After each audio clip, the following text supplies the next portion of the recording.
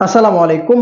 মুস্তাফিজ বা আদার্স বাংলাদেশে যে পাকিস্তান সুপার লিগে দল পাবে এটা কিন্তু আগে থেকে কনফার্ম ছিল।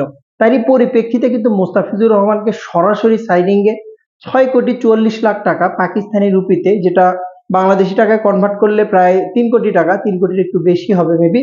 তো ৩ কোটি টাকায় কিন্তু সে লাহোর কালান্দার্সের হয়ে খেলবে, যেখানে শাহিন শাহ আফ্রিদির জুটি হিসেবে কিন্তু শাহিন শাহ আফ্রিদি এবং ফিজ স্পিড এবং সুইং দুইটা কিন্তু একত্রিত হয়ে খেলবে। এবং জানেন শাহিন শাহ আফ্রিদিকে কিন্তু তার দল ছাড়ে নাই, প্রায় শাহিন শাহ আফ্রিদিকে রিটার্ন করেছে এবং সাথে সিকান্দার রাজাও আছে, যেখানে শাহিন শাহ আফ্রিদি এবং মোস্তাফিজ জুটি কিন্তু এবার পিএসএল এ দেখা যাবে।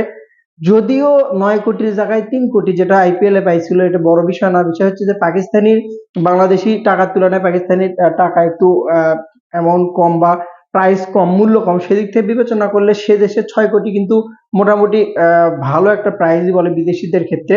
অপরপক্ষে দেশি শাহিন শাহ আফ্রিদিরও কিন্তু ৭ কোটি পাকিস্তানি দিয়ে কিন্তু দলে ভিড়িয়েছে।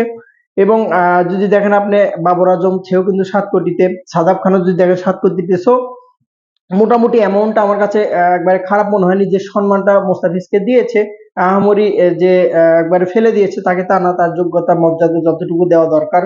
যেহেতু ইন্ডিয়ান রুপির প্রাইস একটু বেশি, সেদিক থেকে পাকিস্তানি রুপির প্রাইস একটু কম, সেদিক থেকে হয়তো বা একটু কম হয়েছে, বাট তার সম্মান যে করেছে, সরাসরি দলে নিয়েছে, সাইনিং করাইছে, এটা কিন্তু অনেক বড় একটা অ্যাচিভমেন্ট মোস্তাফিজের জন্য। এবং যে টেনশন বা যে একটা কনফিউশন মনের ভেতর খারাপ লাগাটা ছিল আইপিএল থেকে বাদ দেওয়ার পরে, সেই জিনিসটার থেকে কিছুটা হলেও কিন্তু হালকা হতে পারবে মুস্তাফিজ।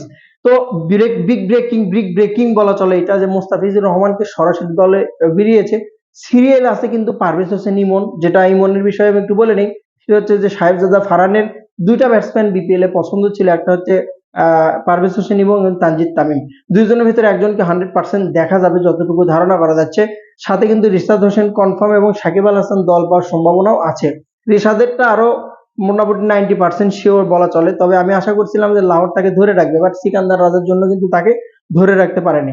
জাস্ট বলা চলে যে মুস্তাফিজকে নিয়ে পুরো বাংলাদেশের যে ব্যান বেল এবং ফ্যান বেজ, যেটা পুরোপুরি কিন্তু লাহোরের সাপোর্টে চলে যাবে। এবং বিগ অ্যাচিভমেন্ট বলা চলে লাহোরের। যদি আপনি মোস্তাফিজের পারফরমেন্স দেখেন, ওয়ার্ল্ড ক্লাস বলারের ভিতরে এখন কিন্তু বর্তমানে মোস্তাফিজ নাম্বার ওয়ানে অবস্থান করছে। যদি আপনি দেখেন যে মোটামুটি রান দেওয়ার ক্ষেত্রে যদি বলেন, আপনি গড়ের ক্ষেত্রে যদি বলেন, উইকেট টেকারের ক্ষেত্রে যদি বলেন, ওয়ার্ল্ডে বেস্ট বলারের মধ্যে এবং সাথে অবস্থান করছে যদি র্যাঙ্কিংয়ে। বাট আমি মনে করি মোস্তাফিজ ইজ এ বেস্ট বলার ইন দ্য ওয়ার্ল্ড। স্লোয়ার, কাটার এবং বলা চলে যে ডেথ ওভার স্পেশালিস্ট হিসেবে কিন্তু গণ্য করা হবে। সো এই যে ব্রেকিং নিউজ বাংলাদেশের ফ্যানদের জন্য, মুস্তাফিজুর রহমানকে সরাসরি দলে ভিড়িয়েছে Lahore Qalandars. Best of luck, best of luck Lahore Qalandars.